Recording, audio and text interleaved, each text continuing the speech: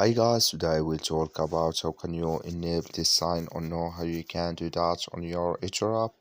So you just follow these ways, then it's going to work with you. So all you have to do, you just go here, you go above this sign, click on it. So then it's going to show for you a list like this. Then all you have to do now, you just click here on settings here. So then it's going to take you to this list. It's going to show for you like this. You go down, you click here on notifications here, so you just click on it. Then it's going to take you to this list. It's going to show for you like this.